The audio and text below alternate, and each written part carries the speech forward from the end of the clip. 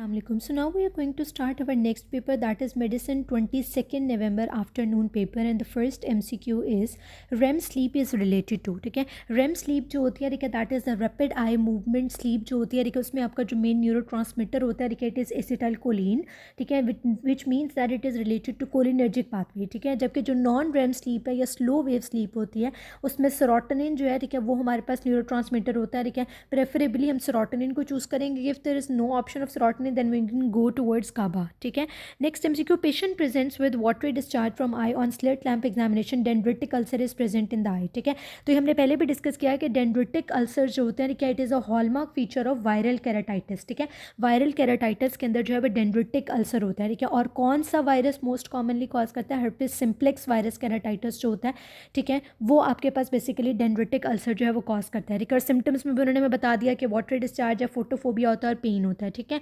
Middle age man living nearby river gets blind due to. ठीक है, blindness cause क्यों होती है? और जब भी हमारे पास सिनेरियो के अंदर वो रिवर का जिक्र कर देंगे कि नियर रिवर, ठीक है, जो है कोई रह रहा है और उसको अंदर ब्लाइंडनेस हो रही है, तो हमेशा याद रखें कि उसका ऑन्कोसर्का वाल्वुलस जो है वो आंसर होगा. ठीक है, दैट इज़ द सी. ठीक है, option. In which of the following condition parathyroid hormone remains normal. ठीक है, पैराथायराइड हार्मोन वो कह रहे हैं किस कंडीशन के अंदर नॉर्मल होता है. ठीक है, अब इसके अंदर हम ऑप्शंस देखते हैं. ओके, सो करेक्ट आंसर यहाँ पर हमारे पास है ए ऑप्शन, ऑस्टियोपोरोसिस. ठीक है, बाकी तीनों कंडीशन यानी कि chronic renal failure, parathyroid adenoma और सूडो हाइपर पैराथायरॉयडिज्म में आपका पैराथायरॉयड हार्मोन लेवल जो है वो एलिवेटेड होता है. ठीक है, तो ऑस्टियोपोरोसिस कौन सी कंडीशन होती है? ऑस्टियोपोरोसिस वो कंडीशन होती है जिसमें आपकी बोन की डिग्रेडेशन जो है, बोन रिजॉर्प्शन, वो इंक्रीज हो जाती है more than the bone mineralization. ठीक है, तो बोन्स आपकी यानी कि आप सिंपल वर्ड्स में कह सकते हैं कि इट इज़ द डिजीज़, ठीक है, जिसमें आपकी बोन जो है वो खाई जा रही होती है, अंदर से एम्प्टी हो जाती है, उसके अंदर जो मिनरल्स जो डिपॉजिट हुए होते हैं, कैल्शियम वगैरह, ठीक है, वो सारा कुछ बाहर निकल आता है. ठीक है, तो हमारे पास क्या हो जाता है, इसको हम कहते हैं ऑस्टियोपोरोसिस. तो प्राइमरी ऑस्टियोपोरोसिस में आपका पैराथायरॉयड हार्मोन लेवल जो होता है it remains normal. Chronic renal failure की अगर बात करें, ठीक है, तो क्रॉनिक रेनल फेलियर के अंदर क्या होता है कि क्योंकि क्रॉनिक किडनी डिजीज़ होती है, तो एबिलिटी ऑफ द किडनी कि वो एक्सक्रीट करे किसको, फॉस्फेट को. ठीक है, कि वो एक्सक्रीट करे फॉस्फेट को, ठीक है, वो आपके पास रिड्यूस हो जाती है, जिसकी वजह से फॉस्फेट लेवल्स जो है वो इंक्रीज़ हो जाते हैं. ठीक है, और again active form of vitamin D नहीं बन रही होती है. ठीक है, जिसकी वजह से क्या होता है कि जब आपके पास इंक्रीज सीरम फॉस्फेट लेवल्स हो जाते हैं, ठीक है, और सीरम कैल्शियम लेवल डिक्रीज़ हो जाते हैं, तो हमारे पास जो है ना वो सेकेंडरी हाइपर पैराथायरॉयडिज्म जो है वो कॉज हो जाता है in patients with chronic renal failure. ठीक है, तो उसमें भी पैराथायरॉयड हार्मोन इंक्रीज़ हो गया. पैराथायरॉयड एडिनोमा के पेशेंट्स के अंदर भी एलिवेटेड पैराथायरॉयड हार्मोन लेवल्स होते हैं. ठीक है, जो हाइपर कैल्सीमिया करते हैं बाय बोन रिजॉर्प्शन. और सूडो हाइपोपैराथायरॉयडिज्म आपकी वो कंडीशन होती है जिसमें आपकी बॉडी जो है वो रेजिस्टेंट हो जाती है to the action of parathyroid hormone levels. ठीक है, पैराथायरॉयड हार्मोन के लेवल जो है वो एलिवेटेड होते हैं लेकिन बॉडी उसको रिस्पॉन्ड नहीं कर रही होती है, तो इस कंडीशन को कहते हैं सूडो हाइपोपैराथायरॉयडिज्म. ठीक है, so A option osteoporosis. Primary osteoporosis के अंदर आपके पास पैराथायरॉयड हार्मोन लेवल नॉर्मल रहते हैं. ठीक है, next MCQ, child with disorder in which leukocyte adhesion to endothelial cell is impaired, WBC attach to endothelium. WBC attach होते हैं एंडोथेलियम से थ्रू आईकेम. ठीक है, आईकेम से जो है अटैच होते हैं यानी इंट्रासेलुलर एडहेजन मॉलिक्यूल 1. ठीक है, आईकेम और वीकेम 1 जो है, ठीक है, दोनों आपके एडहेजन मॉलिक्यूल्स होते हैं. ठीक है, जो WBCs को एडहेयर कराते हैं उनको स्टेबलाइज करते हैं. ठीक है, और platelet endothelial cell adhesion molecule जो PCAM 1 होते हैं, ठीक है, वो बेसिकली ल्यूकोसाइट एक्स्ट्राविजेशन में हेल्प करते हैं, ल्यूकोसाइट माइग्रेशन में हेल्प करते हैं. ठीक है, नर्व सप्लाई ऑफ डायफ्राम क्या होता है? डायफ्राम को फ्रेनिक नर्व सप्लाई करती है, उसकी रूट वैल्यू होती है C3 C4 C5 regarding pulmonary वेरिक्स. ठीक है, पल्मनरी वेरिक्स के रिलेटेड पहले भी MCQ आ चुका है. ठीक है, तो pulmonary varix is just like pulmonary veins. ठीक है, पल्मनरी वेन्स 4 पल्मनरी वेन्स भी आपकी लेफ्ट एट्रियम में ओपन होती है, तो पल्मनरी वेरिक्स होती है वो भी ओपन होती है इनटू द लेफ्ट एट्रियम. ठीक है, a patient admitted to ICU for the past 7 days shows improvement with IV meropenem treatment. However, after some time the patient developed diarrhea. Pseudomonas is identified in the culture. Next step of management would be. ठीक है, अब हमारे पास क्या होता है कि वो कह रहे हैं कि जब आपने IV meropenem दी है, ठीक है, तो अगर डायरिया के ट्रीटमेंट के लिए हमने IV meropenem दी है, ठीक है, और हमें कल्चर के ऊपर सूडोमोनास मिल रहा है, ठीक है, it means that it is antibiotic associated diarrhoea. ठीक है, और एंटीबायोटिक एसोसिएटेड डायरिया जो है वो कॉज किसकी वजह से होता है? कोलोस्ट्रोडियम डिफिसिल जो है वो आपका ऑर्गेनिज्म है. आपसे 2 तरह से पूछा जा सकता है. इस तरह से हिस्ट्री भी दे सकते हैं कि एंटीबायोटिक के यूज़ के बाद डायरिया स्टार्ट हो गया, या वो ये भी कह सकते हैं कि एंटीबायोटिक एसोसिएटेड डायरिया में कौन सा ऑर्गेनिज्म होता है? तो कोलोस्ट्रोडियम डिफिसिल होता है. ठीक है, एंटीबायोटिक एसोसिएटेड डायरिया कॉज करता है. इसको हम ट्रीट किस तरह से करेंगे? हम IV मेट्रोनिडाजोल देंगे. ए option is correct option. Treatment of मर्सा that is methicillin resistant staph aureus का ट्रीटमेंट क्या होता है? वेंकोमाइसिन सीन जो इसका ट्रीटमेंट है, forceful stretching of muscle is done, which of the following will prevent the muscle tear, ठीक है। तो जो गोल्जी टेंडन ऑर्गन होता है, ठीक है, जब आपके पास स्ट्रेचिंग ऑफ द मसल होता है, ठीक है, तो उसके बाद आप इसको इन्वर्स मायोटेक्टिक रिफ्लेक्स भी कहते हैं कि जैसे ही स्ट्रेचिंग ऑफ द मसल होती है, ठीक है, तो मसल को इमीडिएटली रिलैक्स करता है, मसल टीयर को प्रिवेंट करता है आपका गोल्जी टेंडन ऑर्गन, ठीक है। और inverse myotatic reflex B option. Fetal CNS appears at which week, ठीक है, beginning of the 3rd week के अंदर जो है फीटल सीएनएस अपीयर होता है। Boy while playing damage medial meniscus, what will happen, अगर उसका मीडियल मेनिस्कस जो है वो डैमेज हो गया, so they will be locking of the knee, ठीक है। ठीक है, तो लॉकिंग ऑफ द नी किस तरह से होता है, बेसिकली जो आपका मीडियल मेनिस्कस होता है ना, ठीक है, मीडियल मेनिस्कस जो है वो हमारा एक सी शेप्ड कार्टिलेज होता है, ठीक है, नी जॉइंट के अंदर, जो स्टेबिलिटी प्रोवाइड करता है नी जॉइंट को, शॉक एब्सॉर्प्शन के तौर पे एक्ट करता है, ठीक है। और मीडियल मेनिस्कस जो है वो आपके पास वो जो आपका 3 स्ट्रक्चर्स है ना that are most commonly injured knee joint के अंदर, आपको पता होगा, इसमें मीडियल मेनिस्कस होता है, मीडियल कोलैटरल लिगामेंट होता है आपका, ठीक है। तो क्योंकि ये अटैच होता है, ठीक है, to the medial collateral ligament या टिबियल कोलैटरल लिगामेंट के साथ, ठीक है। मैकेनिज्म ऑफ इंजरी क्या होता है कि जैसे ही आपके पास डैमेज होता है आपका मीडियल मेनिस्कस, ठीक है, ट्विस्टिंग मूवमेंट ऑफ द नी की वजह से मोस्ट कॉमनली ये डैमेज होता है, तो इसमें टियर आ जाता है। और वो जो टॉर्न पोर्शन होता है मीडियल आपका मेनिस्कस का, ठीक है, वो जो टॉर्न पार्ट होता है, ठीक है, वो जब आपके पास फेमरल और टिबियल कॉन्डाइल्स के दरमियान में, देखिए ये फेमरल कॉन्डाइल है, टिबियल कॉन्डाइल दोनों के दरमियान में वो जो torn portion of medial meniscus है, ठीक है, वो जब स्टक हो जाता है, ठीक है, तो क्या होता है कि जो आपका नी है ना वो फ्रीली मूव नहीं कर सकता, ठीक है, तो उसको हम कहते हैं लॉकिंग ऑफ द नी, ठीक है। So C option is your correct option. A man with established diagnosis of small cell carcinoma with liver mets on CT presented with puffy face and bruises, what is the cause of these symptoms, ठीक है। Small cell carcinoma paraneoplastic syndrome cause करता है, ठीक है। So ये option. Mechanism of action of benzodiazepine क्या होता है, benzodiazepine potentiation of GABA cause करती है। Repeated MCQ, injury to the medial epicondyle resulting in inability to abduct and adduct the hand and unable to place the paper between fingers, injury to which nerve, ठीक है।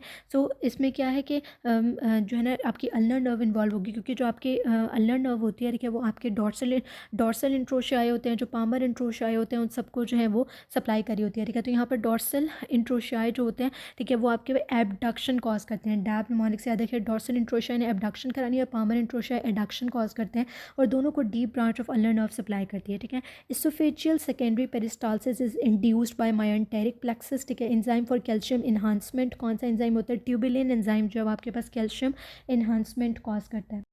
60 years old with diagnosis of chronic myeloid leukemia has presented with joint pain, what will be the initial investigation, ठीक है। अगर वो joint pain के साथ present कर रहा है तो हम उसके सीरम यूरिक एसिड लेवल्स जो है उसको चेक कराएंगे, ठीक है। A middle age male patient present to the OPD with cough and dyspnoea, he has increase level of sputum production upon doing investigation, Curschmann spirals and Charcot Leyden crystals found in mucus, ठीक है। तो ये दोनों जो है, ठीक है, these are characteristic for the diagnosis of pathognomonic for the diagnosis of asthma, ठीक है। एस्थमा के अंदर जो है वो हमारे पास चारकोट लेडिन क्रिस्टल्स भी होते हैं और क्रशमैन स्पाइरल्स जो हैं, ठीक है, दोनों हमें एस्थमा के अंदर मिलते हैं, ठीक है। साथ उन्होंने कफ और डिस्निया की भी हिस्ट्री दे दी है। A female suffering from episode of hysteria has a pH 7.6, which means that it is basic pH.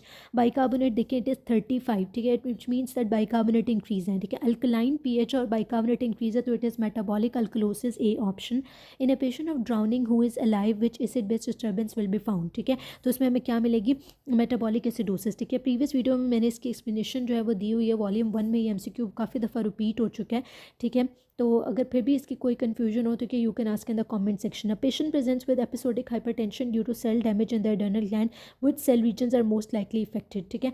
तो हमारे पास क्या है कि ये बात हो रही है फियोक्रोमोसाइटोमा की, ठीक है। और फियोक्रोमोसाइटोमा जो है आपके पास एडर्नल मेडला का ट्यूमर होता है, जिसमें chromaffin cells of the adrenal medulla जो है मेनली इन्वॉल्व होते हैं, ठीक है। सो आपका डी ऑप्शन जो है वो करेक्ट है। इसमें एक्सेसिव प्रोडक्शन ऑफ एपिनेफ्रिन और नॉर एपिनेफ्रिन होती है, ठीक है।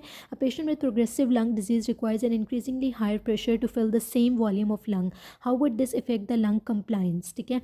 तो अब हमारे पास क्या होता है कि जो लंग कंप्लायंस है वो डिक्रीज़ करेगी। इसकी भी एक्सप्लेनेशन मैं पहले दे चुकी हूँ, मैं दोबारा इसको बता देती हूँ। आपको मैंने पहले भी बताया ये बात है कि, और हमने बुक में भी बार बार ये बात आप लोगों ने पढ़ी होगी कि लंग कंप्लायंस क्या होती है, ठीक है। It is change in the lung volume per unit change in the pressure, ठीक है। कंप्लायंस का फॉर्मूला क्या होता है, change in lung volume per unit change in the pressure, ठीक है। यानी कि ये एबिलिटी होती है लंग्स की, ठीक है, कि कितना वो स्ट्रेच होते हैं और एक्सपैंड होते हैं, ठीक है, जब हम एयर को जो है वो इनहेल करते हैं, ठीक है। तो जो आपके पास एक कंप्लायंट लंग होता है, ठीक है, मोर कंप्लायंट लंग होता है, ठीक है, उसके लिए हमें लेस प्रेशर चाहिए होता है, ठीक है। उसमें given volume of the air जो है उसको फिल करने के लिए हमें लेस प्रेशर चाहिए होता है। लेस कंप्लायंट लंग के लिए हमें ज़्यादा प्रेशर चाहिए होता है, ठीक है। अब वो हमें कह रहे हैं कि प्रोग्रेसिव लंग डिजीज़ का एक लंग है जिसमें प्रोग्रेसिव लंग डिजीज़ है, और उसमें हमें हायर प्रेशर चाहिए to fill the same volume of the lung. Higher pressure हमें बता रहा है कि वो लंग जो है वो लेस कंप्लायंट है, ठीक है। जिसका मतलब क्या है कि प्रोग्रेसिव लंग डिजीज़ की वजह से जो आपका लंग है ना वो बहुत ज़्यादा स्टिफ हो चुका है, ठीक है, और उसकी स्टिफनेस जितनी ज़्यादा होगी उसकी कंप्लायंस उतनी कम हो जाएगी, ठीक है। तो इसका मतलब है कि उसकी कंप्लायंस डिक्रीज़ है, that's why more pressure is required, ठीक है, to fill the same volume of the lung, ठीक है। So C option is correct. Systolic blood pressure 132 है, डायस्टोलिक 66 है। मीन आर्टीरियल प्रेशर कितना होगा, ठीक है, फॉर्मूला इज़ वेरी सिंपल। पहले आप सिस्टोलिक और डायस्टोलिक से पल्स प्रेशर को निकालें जो 66 आया, फिर 1/3 ऑफ द पल्स प्रेशर हमने 66 को 3 से डिवाइड किया, 22 आंसर आया। मीन आर्टीरियल प्रेशर का फॉर्मूला होता है diastolic blood pressure plus 1/3 of the pulse pressure. 66 में हमने 22 को ऐड किया तो 88 is the right answer. A man presents with fibular fracture but the common peroneal nerve is not damage, he has lost the ability for eversion but there is no foot drop which muscle is likely to be damage, ठीक है। अब इसका correct answer फिब्युलरिस longus किस तरह से है, ठीक है, ये इस तरह है। देखें, अगर क्योंकि हमारे पास क्या होता है, जो फिब्युलरिस लॉन्गस होता है और फिब्युलरिस ब्रेविस है वो दोनों आपके lateral compartment of the leg के मसल्स हैं, ठीक है। और lateral compartment of the leg जो होता है, ठीक है, वो मेनली जो है वो सप्लाई हो रहा होता है by deep branch of the common peroneal nerve, ठीक है। और वो क्या करता है, जो lateral compartment of the leg होता है वो eversion of the foot कराता है, ठीक है, विच मीन्स दैट फुट की इवर्जन फिब्युलरिस लॉन्गस और फिब्युलरिस ब्रेविस मसल्स कराते हैं, ठीक है। दोनों लेटरल कंपार्टमेंट के मसल्स होते हैं और दोनों को सप्लाई करती है superficial branch of the common peroneal nerve, ठीक है। और जो उसके अलावा दूसरा उन्होंने बात की है फुट ड्रॉप की। जो फुट ड्रॉप होता है, ठीक है, वो किसकी वजह से होता है, कौन से मसल के पैरालिसिस की वजह से, जब आपका टिबियालिस एंटीरियर मसल का पैरालिसिस होता है तो आपका फुट ड्रॉप होता है, ठीक है, और ये इनोवेट होता है by deep branch of the common peroneal nerve, ठीक है। तो यहाँ पर उन्होंने हमें ये कह दिया है कि कॉमन पेरोनियल नर्व जो है वो डैमेज नहीं हुई, फिब्युला का फ्रैक्चर हुआ but the common peroneal nerve is not damage, ठीक है। उसकी ability for eversion lost हुई है, ठीक है, which means that fibularis longus fibularis brevis lateral compartment के मसल्स जो है ऑफ द लेग वो इफेक्टेड हुए हैं, but there is no foot drop which means tibialis interior को कुछ भी नहीं हुआ, ठीक है, इसलिए आपका फुट ड्रॉप नहीं हुआ, ठीक है, जो कि आपके पास deep branch of the common peroneal nerve से जो था वो सप्लाई हो रहा था, ठीक है। तो कौन सा मसल होगा, fibularis longus, that is the C option, ठीक है। यहाँ पर उन्होंने हमें एक्सप्लेनेशन दी हुई है, ठीक है। वही बात है कि टिबियालिस इंटीरियर जो होता है वो डॉर्सी फ्लेक्शन करता है, ई वर्जन नहीं कराता। टिबियालिस पोस्टीरियर जो होता है वो फुट की इन वर्जन कराता है। Eversion lateral compartment of the leg के मसल पेरोनियस लॉन्गस और पेरोनियस ब्रेविस कराएंगे, ठीक है, और जो इनवर्जन है, ठीक है, वो आपके पास टिबियालिस पोस्टीरियर कराएगा, ठीक है। टिबियालिस एंटीरियर डॉर्सिफ्लेक्शन कराता है, ठीक है, और फिब्युलरिस टर्शियस जो है, ठीक है, वो भी असिस्ट करता है डॉर्सिफ्लेक्शन में। एडक्टर लॉन्गेस्ट होता है, ठीक है, आपके adductor compartment of the thigh के मसल्स होता है, ये थाई के एडक्शन को कंट्रोल करते हैं। Next MCQ, patient has aphasia and upper limb paralysis, thrombus involve which of the following artery, ठीक है। तो एफेजिया, ठीक है, और जो अपर लिम्ब का पैरालिसिस होता है more than the lower limb it occurs in the injury of middle cerebral artery, ठीक है। So B option is the correct option, ठीक है। और जो आपके पास होता है एंटीरियर सेरिब्रल आर्टरी का जब ऑक्लूजन होती है, ठीक है, उसकी वजह से हमारे पास लोअर लिम्ब जो है उसमें पैरालिसिस मोर प्रोमिनेंट होता है देन द अपर लिम्ब, और उसमें साथ में क्या होता है यूरिनरी इनकॉन्टिनेंस वगैरह से सिम्टम्स होते हैं। Posterior 1/3 of the interventricular septum is supplied by, posterior 1/3 जो है वो राइट कोरोनरी आर्टरी से सप्लाई होता है, ठीक है। एंटीरियर 2/3 जो है, ठीक है, आपके एंटीरियर इंटरवेंट्रिकुलर आर्टरी से सप्लाई होता है which is a branch of left coronary artery. Posterior 1/3 जो है पोस्टीरियर इंटरवेंट्रिकुलर आर्टरी से सप्लाई होता है, branch of the right. Next MCQ is maximum coronary blood flow is seen in, ठीक है। तो maximum amount of coronary blood flow जो है at the beginning of the diastole होता है, ठीक है।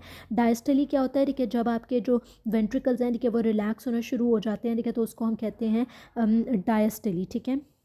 तो ये क्यों होता है, ठीक है, बेसिकली बात यह है कि जब हमारे पास सिस्टली होती है, सिस्टली हमारे पास कॉन्ट्रैक्शन फेज़ है और डायस्टली हमारे पास रिलैक्सेशन फेज़ है। तो सिस्टली के अंदर ठीक है, जब आपका मायोकार्डियम जो है हार्ट मसल वो कॉन्ट्रैक्ट कर रहा होता है ठीक है, तो हमारी जो कोरोनरी वेसल्स होती हैं ठीक है, कोरोनरी वेसल्स जो होती हैं ठीक है वो भी कंप्रेस हो जाती हैं ठीक है। तो कोरोनरी वेसल्स जो हैं वो कंप्रेस हो जाएंगी ठीक है, तो blood flow through the coronary vessels जो होगा वो डिक्रीज़ हो जाएगा। जबकि डायस्टली में क्या होता है, जब आपका हार्ट जो है मसल रिलैक्स हो रहा होता है ठीक है, कोरोनरी वेसल जो है उस वक्त ठीक है वो डायलेटेड होती है, कंप्रेस नहीं होती है ठीक है, और maximum amount of coronary blood flow जो है at the beginning of the diastole हमें मिलता है ठीक है। Female with mid diastolic rambling murmur, mid diastolic rambling murmur mitral stenosis का मर्मर होता है। पायोजेनिक पेरिटोनाइटिस जो है इट इज़ कॉज्ड बाय बैक्टीरियोइडीज ठीक है। साइटिक टैब जो है उसमें इकोलाई मिला, पेरिटोनाइटिस इकोलाई कॉज करता है। पायोजेनिक पेरिटोनाइटिस में बैक्टीरियोइडीज आ जाते हैं। पर प्यूरल सेप्सिस जो है उसमें ग्रुप बी स्ट्रेप्टोकोकस और इकोलाई मोर देन बैक्टीरियोइडीज ठीक है। Solubility of a drug increases if the drug is lipid soluble ठीक है, जितनी ज़्यादा उसकी लिपिड सॉलिबिलिटी होगी उतनी ज़्यादा सॉलिबिलिटी उसकी इंक्रीज़ हो जाएगी। विच of the following type of drug will have maximum bioavailability ठीक है। तो हमारे पास मैक्सिमम अमाउंट ऑफ बायोअवेलेबिलिटी किस ड्रग की होगी ठीक है, वो ड्रग ठीक है जो आपके पास हाइड्रोफोबिक ड्रग होती है ठीक है। हाइड्रोफोबिक का मतलब मीन क्या है कि वाटर के अंदर डिज़ोल्व नहीं होती, रीडली डिज़ोल्व नहीं होती ठीक है, लेकिन सॉलेबल होती है वाटर में ठीक है, उसका जो है वो मैक्सिमम अमाउंट ऑफ बायोअवेलेबिलिटी होती है। So basically what is bio availability, यहाँ पर हमें बायो अवेलेबिलिटी का कॉन्सेप्ट हमारे माइंड में क्लियर होगा तो हम इस तरह के एमसीक्यूज़ को सॉल्व कर सकते हैं ठीक है। तो बायो अवेलेबिलिटी क्या होती है, friction of the drug that reaches the systemic circulation in active form ठीक है। what is bioavailability, it is the friction of the drug that reaches the systemic circulation in active form ठीक है, कि जितनी drug हमने administer की है उसमें से कितना फ्रिक्शन ऑफ द ड्रग जो है कि वो आपके पास एक्टिव फॉर्म में हमारे सिस्टेमिक सर्कुलेशन में गई है, this is the bioavailability. Maximum bioavailability जो है ठीक है वो हमारे पास डिपेंड करेगी कि हमारा रूट ऑफ एडमिनिस्ट्रेशन क्या है ठीक है। रूट ऑफ एडमिनिस्ट्रेशन में ये है कि जो आपकी आईवी ड्रग्स होती हैं ठीक है उनकी मैक्सिमम बायोअवेलेबिलिटी होती है, ओरल ड्रग्स जो होती हैं ठीक है उनके अंदर बायोअवेलेबिलिटी जो है वो कम हो सकती है ठीक है। और अब यहाँ पर हमने क्या ऑप्शन चूज़ किया, largely hydrophobic yet soluble in water. इसका क्या मतलब है ठीक है, देखें जो ड्रग्स आपके पास लार्जली हाइड्रोफोबिक होंगी, हाईली हाइड्रोफोबिक होती हैं ठीक है, उनमें क्या होता है कि वो क्योंकि वो हाइड्रोफोबिक होती हैं इसका मतलब क्या है कि दे हैव अ बैलेंस, यानी कि वो लार्जली हाइड्रोफोबिक है लेकिन सॉल्युबल इन वाटर है ठीक है। हाइड्रोफोबिक का मतलब ये है कि दे आर लिपिड सॉल्युबल ठीक है, क्योंकि वो लिपिड सॉल्युबल है ठीक है तो वो क्या करेंगी, वो क्रॉस कर सकती हैं सेल मेम्ब्रेन को ठीक है, और स्टिल वो सॉल्युबल इन वाटर है ठीक है, जिसकी वजह से वो जीआई फ्लूइड्स के अंदर डिजॉल्व हो सकती हैं ठीक है।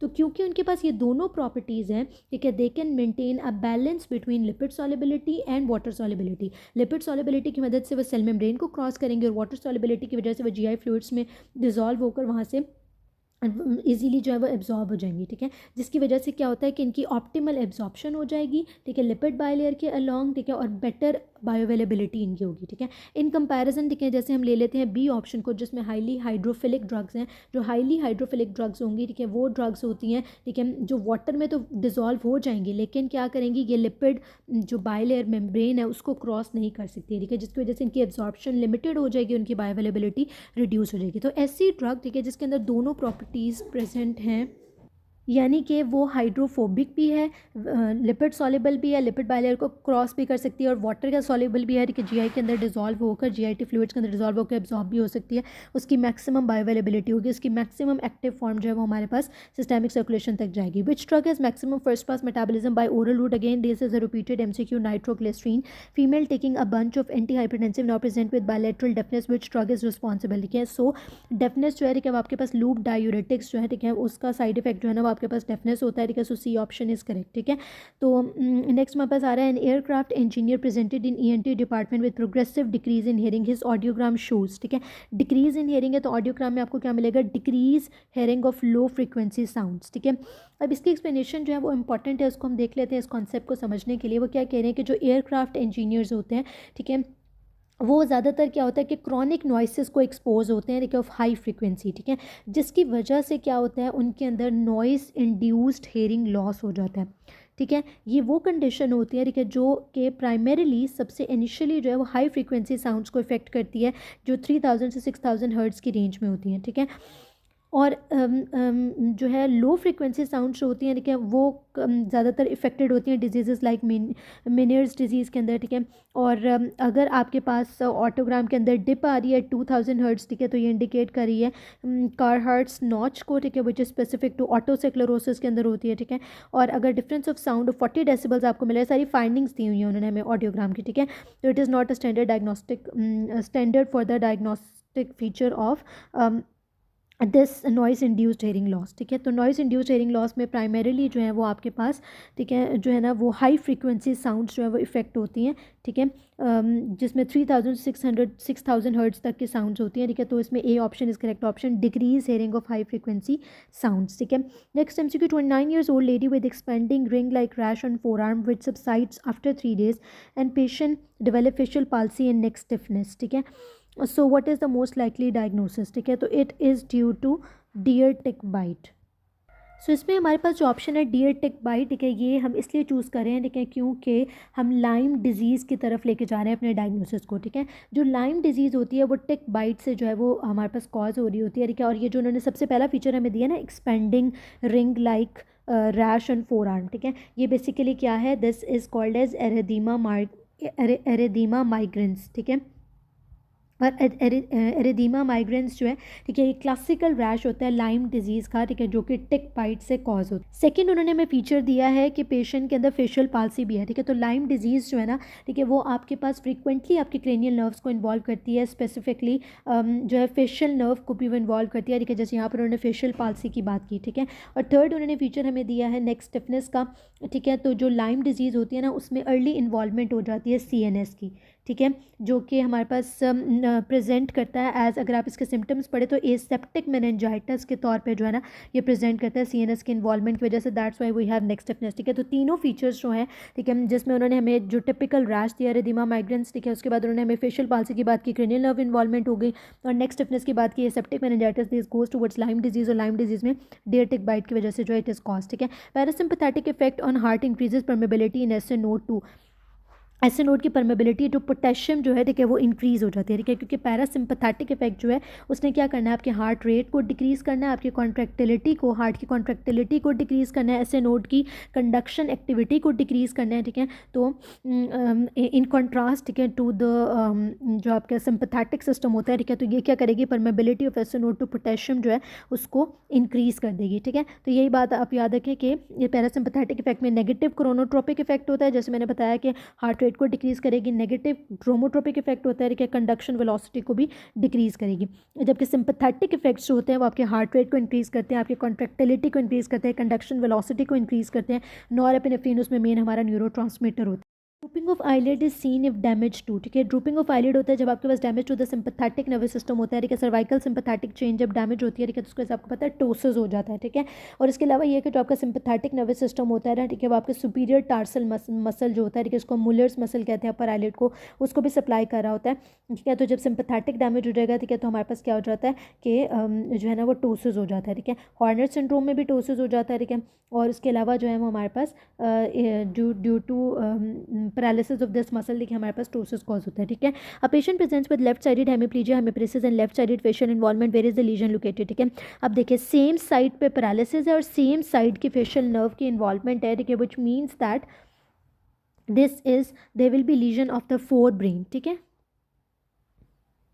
ठीक है। यहाँ पर आपने तो एक कॉन्सेप्ट याद रखना है क्रॉस्ड और अनक्रॉस्ड हेमिप्लीजिया का, ठीक है। क्रॉस्ड हेमिप्लीजिया क्या होता है और अनक्रॉस्ड हेमिप्लीजिया क्या होता है, ठीक है।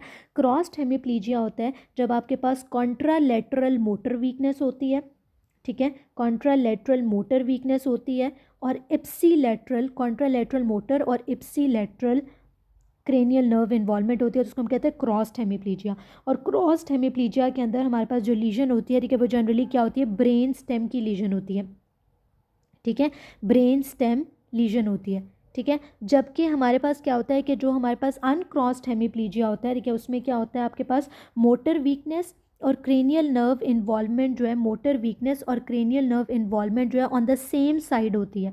और उसमें हमारे पास मेनली जो लीजन होती है वो आपके फोर ब्रेन को इफेक्ट करती है, यानी सेरिब्रल हेमिस्फेयर को इफेक्ट कर रही होती है, ठीक है। Cortico spinal track, cortico bulbar track को इफेक्ट कर रही होती है, ठीक है। तो यहाँ पर हमारे पास कौन सी वाली हेमीप्लीजिया हो रहा है, यहाँ पर हमारे पास अनक्रॉस्ड हेमीप्लीजिया जो पर्टिकुलरली आपके फोर ब्रेन को इन्वॉल्व कर रहा है.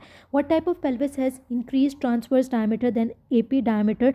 गायनाकॉइड पेल्विस जो इसकी कैरेक्टरिस्टिक होती है, डिस्टिंक्टिव फीचर्स जो है वो आपने पढ़ लेने इंपॉर्टेंट है regarding MCQ point of view. A male patient presents with increase MCH RBC and MCHC, reddish appearance and decrease erythropoietin level. What is the most likely diagnosis. ठीक है, so this is polycythemia rubra vera, जिसमें increase RBCs. ठीक है, और सारे symptoms उन्होंने में दिए हैं. ठीक है, men with haemorrhage increase sodium and water absorption will be. ठीक है, increase sodium and water absorption जो है, ठीक है, वो ड्यू टू एल्डोस्टेरॉन हो रही है. ठीक है, आपका हेमरेज की वजह से जो है वो रेनिन एंजियोटेंसिन, रेनल हाइपोपरफ्यूजन की वजह से renin angiotensin aldosterone system activate हुआ, एल्डोस्टेरॉन के लेवल ज़्यादा हुए, उसने सोडियम की एब्जॉर्प्शन कराई, पोटेशियम की एक्सक्रीशन कराई और वाटर की एब्जॉर्प्शन भी ज़्यादा हो गई due to ADH. Men with hemorrhage baroreceptor activated compensation done what will decrease after compensation. ठीक है, पहले तो देखिए हेमरेज की वजह से क्या हुआ, ब्लड लॉस हुआ, ब्लड लॉस होने की वजह से ब्लड वॉल्यूम डिक्रीज हुआ, ब्लड प्रेशर डिक्रीज हुआ. ठीक है, फॉरेन बेरोरेसेप्टर सिस्टम ने जो है ना वो सेंस किया, ठीक है, दैट देयर इज़ हाइपोटेंशन. ठीक है, तो बेरोरेसेप्टर सिस्टम जो कैरोटिड साइनस और यूरोटिक आर्च में थे, ठीक है, उन्होंने फॉरेन कॉम्पनसेटरी मैकेनिज्म स्टार्ट किया, जिसमें क्या हुआ कि सिंपैथेटिक नर्वस सिस्टम का जो डिस्चार्ज था वो इंक्रीज़ हो गया. सिंपैथेटिक डिस्चार्ज इंक्रीज़ होने की वजह से क्या होगा, फॉरेन कॉम्पनसेशन के तौर पे क्या होगा, हार्ट रेट जो है वो इंक्रीज़ हो जाएगा. ठीक है, इंक्रीज़ हार्ट रेट हो जाएगा. ठीक है, टेकिकार्डिया यानी कि हो जाएगा. ठीक है, ताकि वो कार्डिक आउटपुट को मेंटेन कर सके. ठीक है, साथ में क्या हो जाएगा, वीनो कॉन्स्ट्रिक्शन हो जाएगी. ठीक है, वीनो कॉन्स्ट्रिक्शन हो जाएगी. ठीक है, तो उसकी वजह से क्या होगा, ये वेनस कंप्लायंस जो है वो रिड्यूस हो जाएगी. ठीक है, और ज़्यादा ब्लड जो होगा, ठीक है, वो वेनस रिजर्वायर से सारा सेंट्रल सर्कुलेशन की तरफ जाएगा, वेनस रिटर्न बढ़ेगा, कार्डिक आउटपुट बढ़ेगा. जब कॉम्पनसेशन हो गई, ठीक है, तो हमारे पास क्या होगा कि जो हार्ट रेट होगा, ठीक है, वो तो आपके पास इंक्रीज़ हो जाएगा as a part of compensatory response to haemorrhage. ठीक है, हेमरेज की वजह से उसके कॉम्पनसेटरी रिस्पॉन्स के लिए आपके पास हार्ट रेट जो है वो तो इंक्रीज़ हो जाएगा, लेकिन जो आपकी वेनस कंप्लायंस होती है वो डिक्रीज़ हो जाएगी. ठीक है, क्योंकि सिंपैथेटिक सिस्टम की एक्टिवेशन की वजह से वेनस वेजो कंस्ट्रिक्शन हुई थी. ठीक है, तो वेन्स की जो एबिलिटी थी कि वो एक्सपैंड कर सकें in response to blood volume, ठीक है, वो आपके पास डिक्रीज़ हुई थी. ठीक है, तो इन माई पॉइंट ऑफ व्यू मुझे इसके आंसर में जो है वो डाउट है, इस एमसीक्यू को आप मार्क कर सकते हैं. ठीक है, तो मेरे ख्याल में इसका आंसर वेनस कंप्लायंस होना चाहिए. ठीक है, लेकिन क्योंकि वेनो कंस्ट्रिक्शन की वजह से वेनस कंप्लायंस कम हुई है. ठीक है, तो ए ऑप्शन जो है इसका आंसर होना चाहिए, बट यहाँ पर आंसर बी है, हार्ट रेट. ठीक है, मेरे ख्याल में तो हार्ट रेट जो है वो इंक्रीज़ हो रहा है. ठीक है, लेकिन ये एमसीक्यू जो है वो डिबेटेबल है, इसके ऊपर देखा जा सकता है. अगर आपके ख्याल में या आपको कोई और इसकी आंसर समझ आता है, ठीक है, उसकी कोई और एक्सप्लेनेशन जो आपको समझ आती है, ठीक है, तो इसको ज़रूर डिस्कस करें कमेंट सेक्शन में. ठीक है, अदरवाइज़ जो है वो विल वेट फॉर द रेटा. ठीक है, अनटिल अनलेस आप इसका आंसर जो है वो ये आपके पास जो है वो एमसीक्यू कंसिडर करें इसको. ठीक है, for discussion. Square root of variance standard deviation होता है. A man with type 1 diabetes missed his insulin doses for 2 days and present to the emergency room in a drowsy state showing DK. Which hormone is responsible for his condition, insulin. ठीक है, man with diabetic acidosis, ketoacidosis, ketones in urine है. ठीक है, तो आप diagnosis किस तरह से करेंगे, इसका डायग्नोसिस हम इस तरह से करेंगे कि इसमें इंक्रीज ग्लूकोज इन, पहला option increase glucose in the urine, increase ketone bodies. ठीक है, ओके, तो हमारे पास इसमें क्या होता है, डायबिटिक कीटोएसिडोसिस के अंदर हाइपरग्लाइसीमिया होता है, ब्लड ग्लूकोज लेवल इंक्रीज हो जाता है, कीटोन यूरिया होता है. ठीक है, और कीटोन्स जो है वो यूरिन में इंक्रीज होते हैं. ठीक है, तो सी ऑप्शन जो है increase blood glucose with increase ketones in urine, it is diagnostic. Structure of oral cavity with lobules like arrangement, abundant connective tissue. ठीक है, these are the features of salivary gland के histological feature की बात हो रही है. Which of the following blood finding is associated with lead poisoning and the basophilic stippling of the RBCs होती है. Cause of squamous cell carcinoma of the bladder जो होता है, it is aniline dye. Unknown tissue on histology examination shows fibrovascular structure and tufts of mesothelium. ठीक है, तो ये किसकी बात हो रही है, malignant mesothelioma. ठीक है, जब के लंग को इफेक्ट करे, ए ऑप्शन जो इसमें आ जाएगा. ठीक है, patient working in the coal mines diagnosed case of mesothelioma. ठीक है, तो मेसोथेलियोमा जो है उसमें एस्बेस्टोसिस जो है आपका मेन रिस्क फैक्टर होता है for mesothelioma. Tumour of hilum of the right kidney invades anteriorly. ठीक है, ये भी रिपीटिंग टर्म से क्या एंटीरियरली इन्वेट करेगा second part of the duodenum को, ठीक है।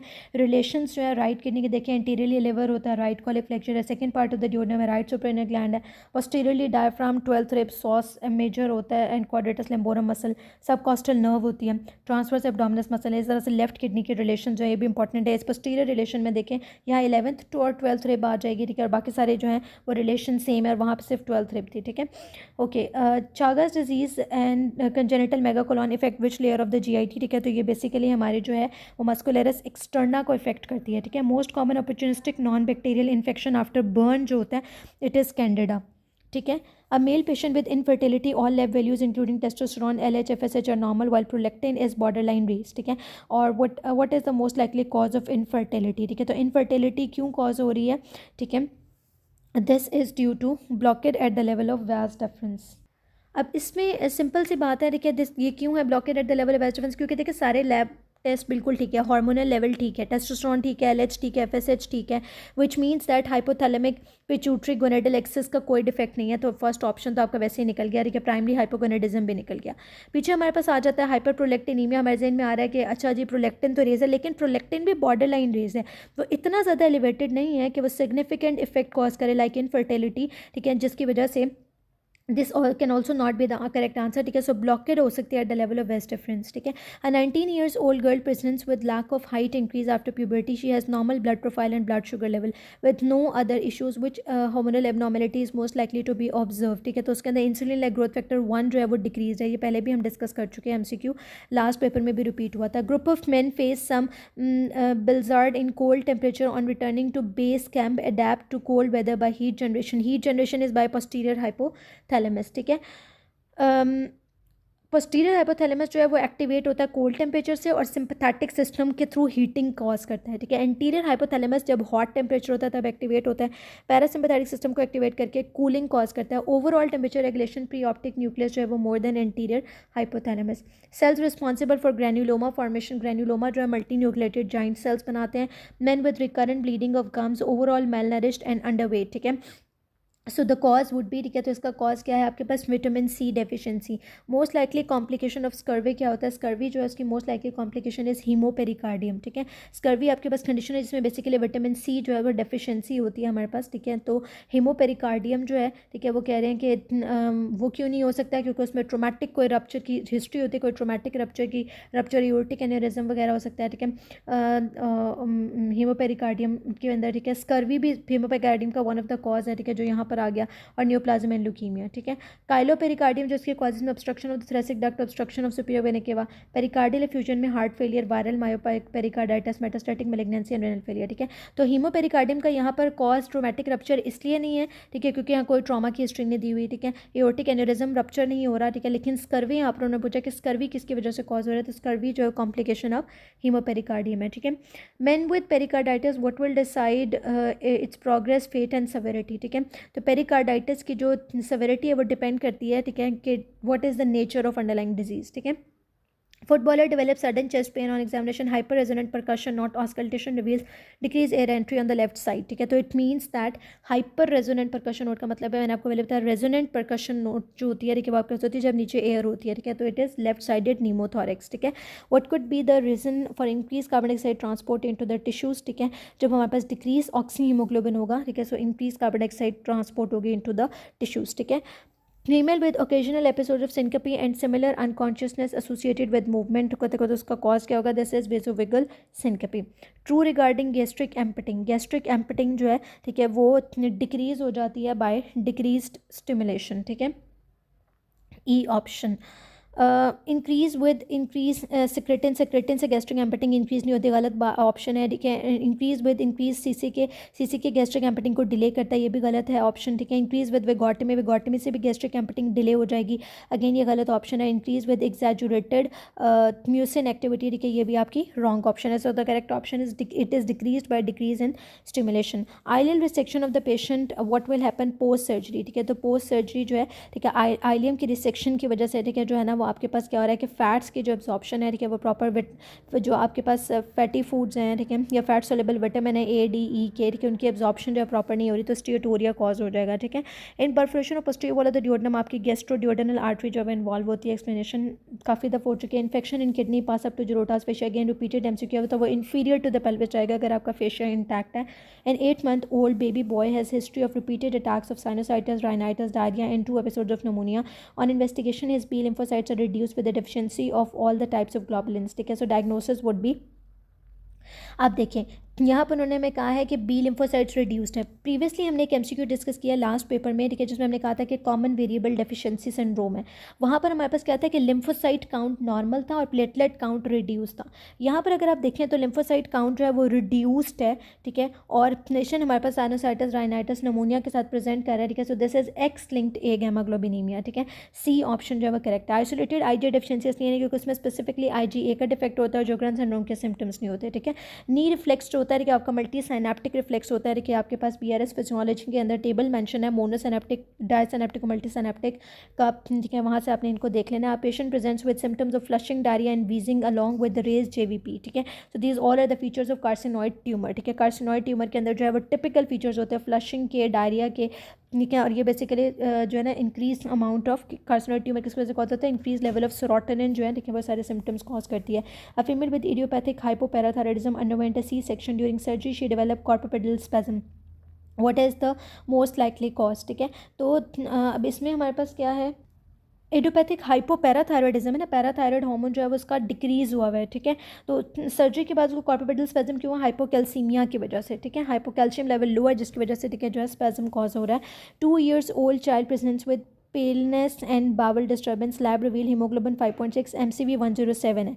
MCV 107 का मतलब क्या है, ठीक है, कि आपके पास लार्ज साइज मैक्रोसाइट्स जो है वो प्रेजेंट है, ठीक है। 5.6 हीमोग्लोबिन का मतलब है anaemia, so this is vitamin B12 deficiency anaemia, that is a type of megaloblastic anaemia. A breast fed child with raised unconjugated bilirubin level on second day reason when mother is B positive, ठीक है।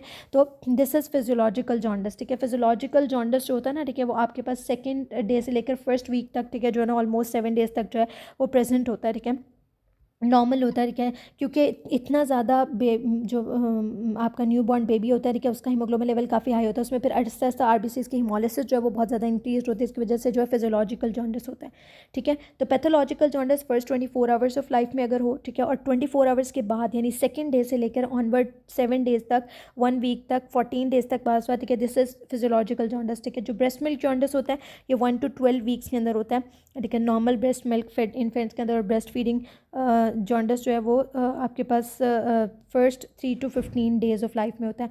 How facilitated diffusion is different from simple diffusion, ठीक है। जो facilitated diffusion होती है, ठीक है, वो अलॉन्ग द इलेक्ट्रोकेमिकल ग्रेडियंट होती है, और सिंपल डिफ्यूजन भी अलॉन्ग द इलेक्ट्रोकेमिकल ग्रेडियंट होती है, दोनों। तो दोनों में डिफरेंस क्या होता है कि जो फैसिलिटेटेड डिफ्यूजन होती है उसका Vmax होता है, ठीक है, मैक्सिमम Vmax जो है उसमें अचीव हो जाता है, ठीक है। उसके बाद फिर फर्दर जो है diffusion does not take place, ठीक है। So it has a Vmax, E option is correct option. 2 years old kid restless and not being able to sleep, he has been crying continuously, he is pulling his ear on otoscopy, bulge seen beyond eardrum, nerve supply of the bulge would be, ठीक है, तो इसकी nerve supply क्या होती है, glossopharyngeal nerve जो supply करती है। 40 years old manual worker presents with a swelling in the groin, on examination mass is found to be just above and lateral to the pubic tubercle, ठीक है। Math देखें, उन्होंने कहा है lateral to the pubic tubercle number 1, ठीक है, number 2 वो reducible है, ठीक है। और जब आप प्रेशर अप्लाई करते हैं इंटरनल रिंग के ऊपर, ठीक है, there is no cough impulse, ठीक है, which means that it is inguinal hernia, ठीक है। तो आपके पास स्वेलिंग होती है whenever there is increase intra abdominal pressure, यानी कि आप कफिंग करते हैं या स्नीजिंग करते हैं तो स्वेलिंग अपेयर होती है, स्वेलिंग इजीली रिड्यूसेबल भी है, ठीक है। और जो आपके पास कफ इम्पल्स पे, ठीक है, जब आपने प्रेशर अप्लाई किया है इंटरनल रिंग पे, कफ इम्पल्स पे वो नहीं बाहर आ रही, इसका मतलब क्या है कि आपने ऑक्लूड किया ना रिंग को, ठीक है, क्योंकि वो तो पास करके आ रही होती है फ्रॉम द डीप रिंग, ठीक है, through the inguinal canal to the superficial ring, ठीक है। तो हमने जो है वो प्रेशर अप्लाई करके, ठीक है, रिंग जो है उसको इंटरनल रिंग जो है, ठीक है, उसको प्रेशर अप्लाई करके उसको ब्लॉक कर दिया, ठीक है। तो अब वो जो हर्निएटेड कॉन्टेंट्स थे, ठीक है, वो बाहर जो है वो बल्ज आउट नहीं हो रहे हैं, ठीक है। So these are typical of inguinal hernia. Patient can utter words but no complete sentence, not obeying command and understand, ठीक है, क्योंकि वो commands को understand नहीं कर पा रहा, so this is Wernicke's area, ठीक है। Broca's area में he can understand but he cannot speak, ठीक है। Wernicke's area में, ठीक है, he ही कैन स्पीक, लेकिन वो कोई भी प्रॉपर मीनिंगफुल लैंग्वेज या मीनिंगफुल वर्ड यूज़ नहीं करेगा बिकॉज वो प्रॉपर अंडरस्टैंडिंग नहीं है उसकी, ठीक है। हायर इंटेलेक्चुअल एरिया जो उसका डैमेज है, ठीक है। So this is Broca's aphasia हो गया 44 और 45। वर्निकिस एफेजिया होता है एरिया 22। ग्लोबल एफेजिया जिसमें दोनों आ जाते हैं, साथ में आर्कुएट फेसिकुलस जो दोनों को कनेक्ट करता है उसका भी आ जाता है। एनोमिक एफेजिया होता है जो माइल्ड फ्लुएंट एफेजिया होता है।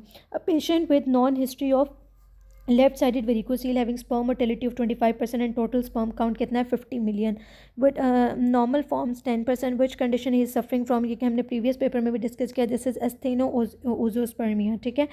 second heart sound at the beginning of, ठीक है, second heart sound जब isovolumetric relaxation phase में होती है, first heart sound isovolumetric contraction phase के अंदर होती है, third heart sound जो rapid ventricular filling और fourth heart sound atrial systole के अंदर present होती है। A woman bring her son with 38.5 temperature है, ठीक है। ऑल्सो नोटिस सम वीक सम मूवमेंट्स, ठीक है। कोरिया यानी क्या नोड्यूल्स प्रेजेंट है, ठीक है। तो हमारे पास ये बेस्ट इन्वेस्टिगेशन क्या होगी, entry streptolysin O antibody titres जो है, ठीक है, वो हम चेक करेंगे, ठीक है, फॉर स्ट्रेप्टोकोकस पायोजेनीस, ठीक है। तो anti streptolysin O antibody titres antibody test करेंगे। A security guard got gun shot injury to the lower back after physiotherapy and rehabilitation, he had contralateral side का पेन और टेम्परेचर लॉस हुआ है और ipsilateral vibration जो है वो loss हो गई है। तो this is brown Sequard syndrome, और ब्राउन सीक्वर्ड सिंड्रोम में आपके 2 इप्सिलैटरल और 1 कॉन्ट्रालैटरल सिम्टम होता है। कॉन्ट्रालैटरल साइड का पेन और टेम्परेचर सेंसेशन जो है वो लॉस हो जाती है, ठीक है, below the level of lesion, ठीक है। तो this is right sided Brown Sequard syndrome, ठीक है। Patient is suffering from dysphagia, dysarthria, analgesia and thermoanesthesia on the ipsilateral side of the face and ipsilateral Horner syndrome. Which of the following artery produce this sign and symptoms, ठीक है। तो ये हमारे पास पाइका की बात हो रही है, पोस्टीरियर इंफीरियर सेरिबेलर आर्टरी की, ठीक है। तो ए ऑप्शन जो है आपका करेक्ट आ जाएगा। अगर इन्हीं चीज़ के साथ जो है वो हमारे पास स्पेशल नर्व की इन्वॉल्वमेंट हो जाती है, ठीक है, फिर हमारा डायग्नोसिस थोड़ा सा चेंज हो जाता है। So this is lateral medullary syndrome, Wallenberg syndrome. A child with history of increased bleeding from stump presented with complaint of bleeding gums. His sister also has facing the similar issues. Prothrombin time कितना है 16।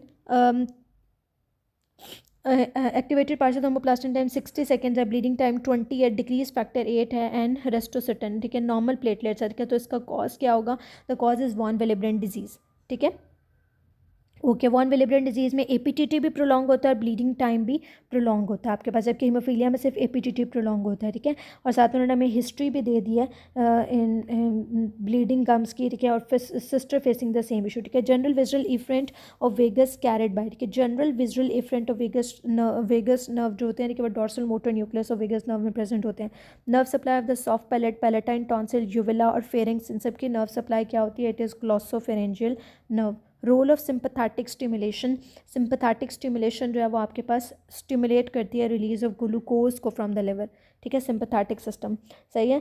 Type 1 hypersensitivity reaction occurs due to eosinophils and this mechanism will occur due to, ठीक है। Type 1 hypersensitivity reaction जो है वो inhaled dust की वजह से कॉज होता है। प्रीवियस भी हम एमसीक्यू रिपीट हो चुका है, हमने भी डिस्कस किया। Patient asked to forcefully expire in a bag, which muscle will be use, ठीक है। फोर्सफुल एक्सपायरेशन के अंदर आपके इंटरनल इंटरकॉस्टल मसल्स जो हैं वो इन्वॉल्व होते हैं।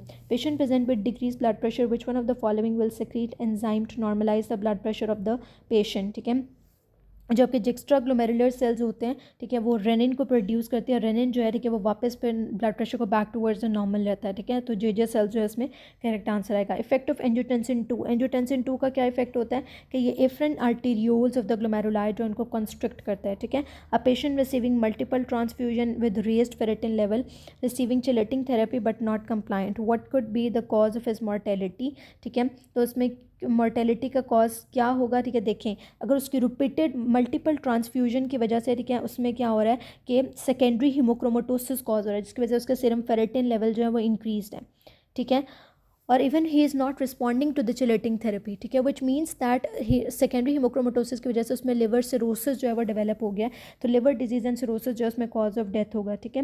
Primary oocytes enter first meiotic division in, primary oocyte जो है वो before ovulation first meiotic division में एंटर होते हैं। Haemoglobin produce by yolk sac, again repeated MCQ, Gower's haemoglobin होता है। मैक्सिलरी आर्टरी सप्लाई करती है आपके पास फर्स्ट एओर्टिक आर्च को, ठीक है। तो इसका भी हमारे पास टेबल बना हुआ है फर्स्ट एड में, वो बहुत इंपॉर्टेंट है, ठीक है। जो डेरिवेटिव्स हैं, ठीक है, ये आपने ज़रूर देख लेने हैं। जो आपकी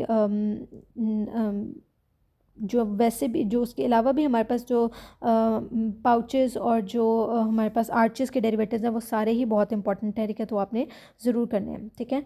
okay, virus transmitted by mosquito, mosquito से जो है वो डेंगी आपका ट्रांसमिट होता है, ठीक है, फीमेल एनोफिलिस मॉस्किटो से। Compression of aortic arch, patient develop hoarseness of voice due to the hoarseness of voice होती है due to involvement of the recurrent laryngeal nerve, that is a option. Speed of conduction जो है वो highest होती है in the परकिंजी fibres, ठीक है, इसमें आपने ये याद रख लेना है कि परकिंजी फाइबर्स में सबसे ज़्यादा होती है स्पीड ऑफ कंडक्शन, ठीक है, उसके बाद बंडल ऑफ हिस में होती है, ठीक है, फिर एट्रिया में, फिर वेंट्रिकल में, फिर एस नोड में, सबसे लोएस्ट स्पीड जो है वो एवी नोड के अंदर होती है, ठीक है।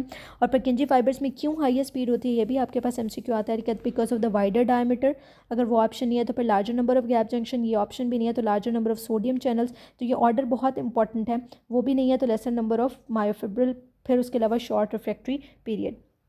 Patient with pain in the left hypochondrium splenomegaly was found. What can be found surrounding the capillaries in the enlarged organs, ठीक है, तो इसमें हमारे पास क्या होगा, these are RBCs, ठीक है।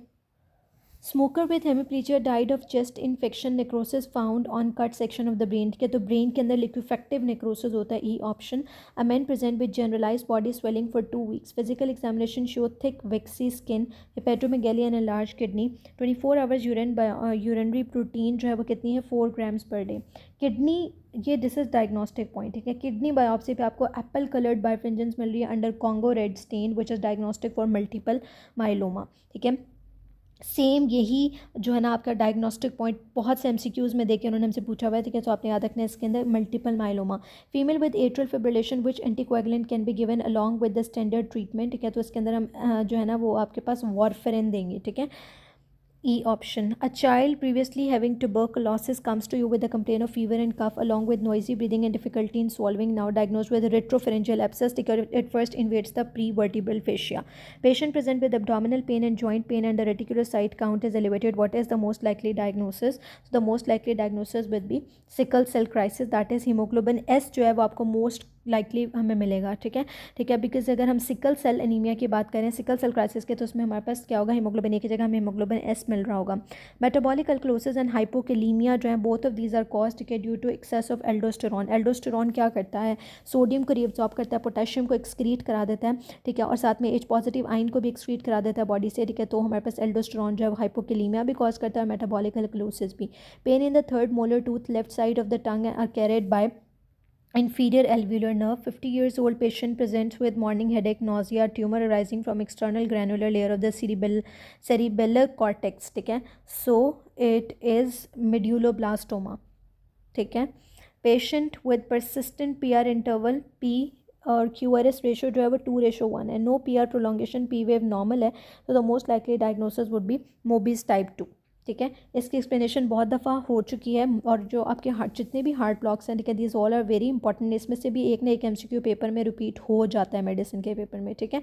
तो उन्होंने कहा है कि परसिस्टेंट है PR इंटरवल, ठीक है, लेकिन जो P wave to QRS complex की जो रेशो है वो 2:1 है, ठीक है, और PR प्रोलॉन्गेशन नहीं है, ठीक है, तो ये मोबीज टाइप 2 की कैरेक्टरिस्टिक होती है, ठीक है। Cells in chronic atopic asthma, obviously eosinophilic leukocytosis होता है। Which of the following will help in phagocytosis, ठीक है, तो जो आपके मैक्रोफेजेस होते हैं वो फेगोसाइटोसिस करते हैं। Recognisation of antigen is done by major histocompatibility complex, ठीक है, MHC जो है वो एंटीजन को रिकॉग्नाइज करता है, MHC क्लास 1 होते हैं, MHC क्लास 2 होते हैं, ठीक है। एक आपके जो है वो इंट्रेंसिक एंटीजन्स को, दूसरे एक्सट्रेंसिक एंटीजन्स को डिटेक्ट करते हैं। Alkaline phosphatase in semen act to maintain acidic vaginal pH, ठीक है, और इसकी रेंज क्या होती है।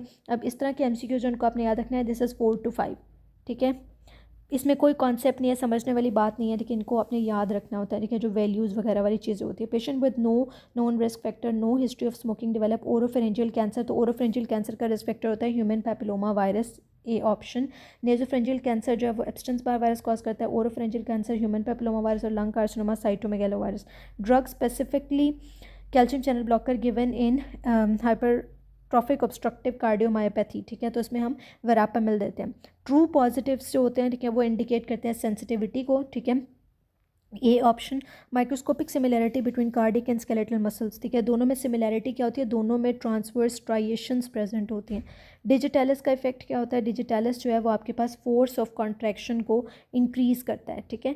Female patient after multiple blood transfusion ECG में आपको टॉल वेव्स मिल रही हैं, वाइड क्यूआरएस कॉम्प्लेक्स मिल रहा है, ठीक है। तो टॉल पीक्ड जो आपकी वेव्स होती हैं, ठीक है, टी वेव्स होती हैं, टॉल पीक टी वेव्स, ठीक है, वो हाइपर कैलीमिया में होती है। यू वेव्स हाइपोकैलीमिया में और tall peak T waves hyperkalaemia में। B option, which hormone of pituitary is inhibited by hypothalamus, ठीक है। तो प्रोलेक्टिन जो है वो हाइपोथैलेमस से इनहिबिट होता है। Example of positive feedback mechanism क्या होता है, again this is vicious cycle leading to death.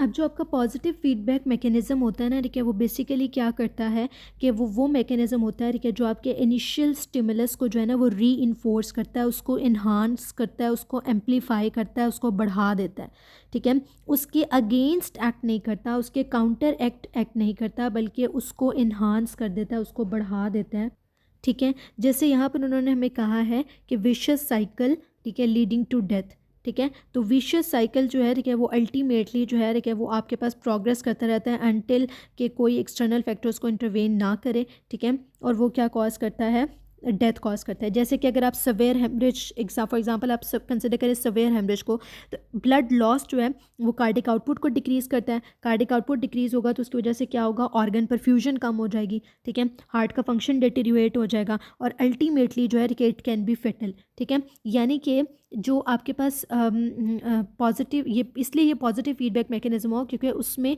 जो है वो इनिशियल स्टिमुलस को री इन्फोर्स किया इस मैकेनिज्म ने, ठीक है। हेमरेज की वजह से कार्डिक आउटपुट डिक्रीज हुआ, उसकी वजह से ऑर्गन परफ्यूजन कम हुई, ठीक है, वो फर्दर री इन्फोर्स हुआ, हार्ट का फंक्शन कम हो गया, परफ्यूजन कम होगी और उसकी वजह से अल्टीमेटली डेथ कॉज हो जाती है, ठीक है।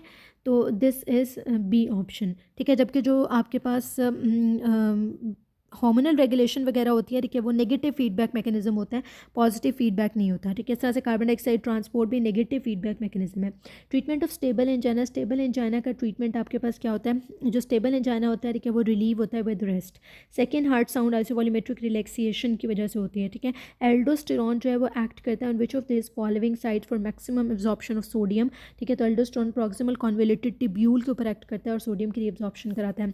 A child presents with hepatosplenomegaly and pancytopenia, histopathology पे आपको क्रम्बल टिश्यू अपेरेंस मिल रही है। अगेन ये हमारे पास पहले हमने डिस्कस किया प्रीवियस पेपर में, ग्लूकोसेरिब्रोसाइड की एक्यूमुलेशन की वजह से ग्लूकोसेरिब्रोसाइड डोसेस जो है ये आपके पास कॉज हो रहा है। इंट्राहेपेटिक एनाबोलिज्म और एक्स्ट्राहेपेटिक प्रोटीन कैटाबोलिज्म जो है वो कॉर्टिसोल कॉज करता है। हाईएस्ट अल्कलाइन पीएच जो है वो आपके पास पेनक्रियाटिक सिक्रेशन में होती है क्योंकि वो बाइकार्बोनेट की सिक्रेशन कॉज करता है, ठीक है। Which of the following vitamin deficiency, night blindness cause करता है, vitamin A deficiency, C option is correct, ठीक है।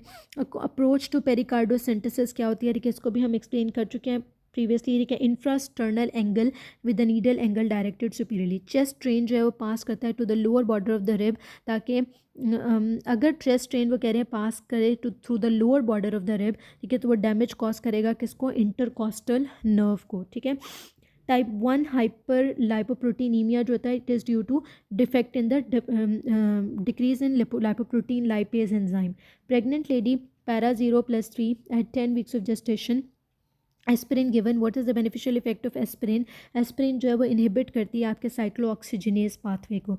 The drug which is excreted without significant biotransformation in the body is streptomycin, protein attach with drug, ठीक है, जो है ना वो इनएक्टिव होती है अनटिल अनलेस, ठीक है, लिवर उसको एक्टिवेट ना करे, ठीक है। Epidural anaesthesia given at which site, epidural anaesthesia जो है हम L3 to L4 L5 के ऊपर दे रहे होते हैं, ठीक है, that is the C option. After piercing posterior longitudinal ligament in lumbar puncture with space is reach, ठीक है, तो उसके बाद हमारे पास जो है ना वो हमारी एपिड्यूरल स्पेस आती है, ठीक है।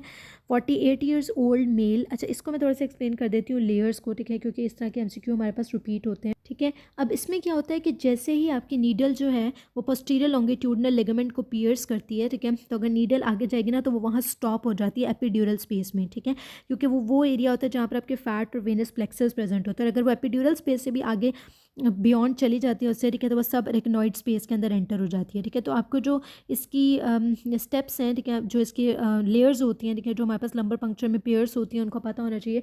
सबसे फर्स्ट लेयर जो होती है वो आपके पास स्किन एंड सबक्यूटेनियस टिश्यू आ जाता है, ठीक है, स्किन होती है, सबक्यूटेनियस टिश्यू होता है। नंबर 2 हमारे पास क्या आ जाता है, सुप्रास्पाइनस लिगामेंट होता है। ठीक है, सुप्रास्पाइनस लिगामेंट। उसके बाद थर्ड पे हमारे पास इंट्रास्पाइनस लिगामेंट आ जाता है। ठीक है, फोर्थ पे हमारे पास जो है वो लिगामेंटम फ्लेवम होता है। ठीक है, देखिए लिगामेंटम फ्लेवम होता है। उसके बाद हमारे पास एपिड्यूरल स्पेस आ जाती है। ठीक है, लिगामेंटम फ्लेवम के बाद एपिड्यूरल स्पेस। एपिड्यूरल स्पेस के बाद हमारे पास कौन सी लेयर होती है, ड्यूरा मैटर होती है। ड्यूरा मैटर के बाद हमारे पास फिर सब ड्यूरल स्पेस आ जाती है, और सब ड्यूरल स्पेस के बाद हमारे पास अरेकनॉइड मैटर होता है। अरेकनॉइड मैटर के बाद हमारी सब अरेकनॉइड स्पेस आ जाती है। ठीक है, तो ये लेयर्स आपने याद रखनी है। 48 years old male presented with complain of severe headache, blurring of vision, perform lumbar puncture, he found the CSF is blood stain. तो ब्लड स्टेन CSF जो होता है कि वो हमारे पास सब रेकनॉइड हेमरेज के अंदर होता है। ठीक है, newborn presents with bleeding tendencies which clotting factor most like deficient 2, 7, 9, 10 vitamin K dependent factor जो है वो डेफिशिएंट है। 36 year old mail with a 36 year old male of ancestry is being treated with Plasmodium vivax malaria, experience severe fatigue, pain and dark urine. Which one of the following antimalarial drug is most likely to have cause these symptoms. ठीक है, तो प्रीमा queen जो है ना उसका side effects में ये symptoms आ जाते हैं। ठीक है, जो आपकी प्रीमा क्वीन होती है ना, ठीक है, वो क्या करती है, वो सफ़ेयर फटीक, पेन और डार्क यूरिन कॉज करती है। ठीक है, क्योंकि प्रीमा क्वीन वो एंटी मलेरियल ड्रग होती है। ठीक है, जो बेसिकली क्या करती है, जो है ना ये ऑक्सीडेटिव स्ट्रेस कॉज करती है आरबीसीज़ के अंदर। ठीक है, ऑक्सीडेटिव स्ट्रेस कॉज करती है आरबीसीज़ के अंदर, जिसकी वजह से क्या होता है, हेमोलिसिस जो है वो बढ़ जाता है, और हेमोलिसिस की वजह से फिर डार्क यूरिन जो है वो प्रोड्यूस होता है, क्योंकि हीमोग्लोबिन यूरिया हो रहा होता है। ठीक है, तो most common cause of thromboembolism क्या होता है, rough endothelial surface, diabetic person with severe abnormalities of foot with ulcer on the foot is due to। ठीक है, तो अल्सर ऑन द फुट क्यों है, माइक्रो एंजियोपैथी की वजह से। ठीक है, एंड न्यूरोपैथी। ठीक है, which are the complication of diabetes. Cardiac muscle can not be tetanised because, ठीक है, क्योंकि कार्डिक मसल का जो एक्शन पोटेंशियल होता है, it has action potential with plateau. ठीक है, इसकी करेक्टरिस्टिक होती है।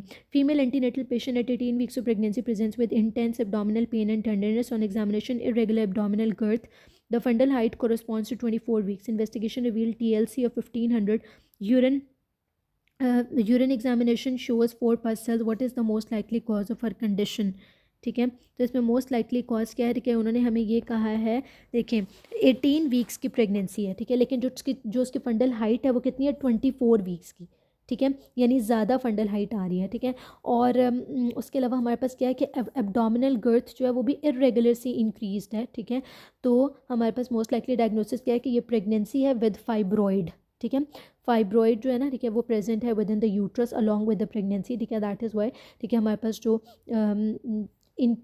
जो प्रेगनेंसी है वो 18 वीक्स की है, लेकिन जो हमारी सिम्फिजोफंडल हाइट आ रही है, ठीक है, वो ज़्यादा आ रही है, 24 वीक्स की आ रही है। ठीक है, यहाँ पर जो ऑप्शन है उसमें हमारे पास ए ऑप्शन जो है वो करेक्ट ऑप्शन है। ठीक है, on microscopy high basal in foldings are observe in structure associated with abundant transport activity, which of the following structure is most likely responsible for this feature. ठीक है, तो जो माइक्रोवेलाई होते हैं, ठीक है, वो बेसिकली आपके पास सर्फेस एरिया को इंक्रीज़ करते हैं।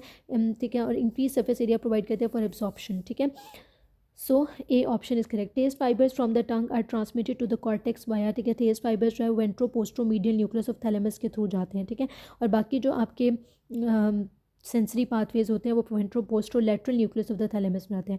During respiration which muscle contract and increase anteroposterior transverse diameter, ठीक है, आपके पास ये एक्सटर्नल इंट्रोकॉस्टल मसल होते हैं। Oestrogen effect in adult female क्या होता है, एडल्ट फीमेल में ईस्ट्रोजन जो है वो यूट्राइन कॉन्ट्रैक्शन को इनहिबिट करती है। An antenatal female present patient is diagnose with severe cervical dysplasia, what could be the next step in management. ठीक है, तो सर्वाइकल डिस्प्लेजिया, तो उसके लिए हम क्या करेंगे, कोन बायोप्सी करेंगे उसकी। ठीक है, कोन सैम्पलिंग करेंगे, ए ऑप्शन। ड्रग इंटरेक्शन जो है, ठीक है, it is present in both pharmacodynamic and pharmacokinetics. ठीक है, this is important and repeated MCQ. Patient having retrosternal chest pain, nausea and GERD from 10 years, endoscopy revealed pink patch in the lower esophagus. ठीक है, तो this is adeno pink patch on the lower oesophagus, most likely diagnosis. ठीक है, अब वो कह रहे हैं कि उसको गर्ड है, 10 ईयर्स उसको गर्ड है। ठीक है, और रेट्रोस्टर्नल चेस्ट पेन भी है। ठीक है, so the most likely diagnosis would be okay. So यहाँ पे इन्होंने इसका आंसर दिया एडिनोकार्सिनोमा ऑफ द इसोफेगस। ठीक है, अब इसमें अगर आप फीचर्स देखें, ठीक है, तो इसमें कोई भी ऐसा टिपिकल फीचर नहीं है, ठीक है, जो हमें फ़ौरन से डायग्नोसिस कराए कि इट इज़ अबाउट एडिनोकार्सिनोमा। ठीक है, क्योंकि अगर हम उसकी 10 ईयर्स हिस्ट्री ऑफ गर्ड को देखें और उसके जो सिम्टम्स है वो सिर्फ चेस्ट पेन है और नोजिया है। ठीक है, तो we go towards Barrett's oesophagus, ठीक है। जो इन्होंने ये फीचर दिया ना कि pink patch in the lower oesophagus है, ये तो और भी टिपिकल है फॉर बैरेट्स एसोफेगस, ठीक है, क्योंकि जो पिंक पैच होता है ना, उसका क्या मतलब होता है कि बैरेट्स एसोफेगस जो है, ठीक है, उसमें हमारे पास बेसिकली इंटेस्टाइनल मेटाप्लेजिया हो जाता है ना, ठीक है। तो इंटेस्टाइनल मेटाप्लेजिया का मतलब क्या होता है कि गॉबलेट सेल्स हमें मिलते हैं एसोफेजियल म्यूकोजा में। तो जो नॉर्मल एसोफेगस होती है वो स्क्वेमस एपिथेलियम होती है, वो पेल होती है और स्मूथ होती है। जो कलमनर एपिथेलियम होती है वो थोड़ी पिंक और वेलवेटी से अपीयरेंस होती है, ठीक है। तो ये भी टुवर्ड्स बैरेट्स एसोफेगस जा रहा है।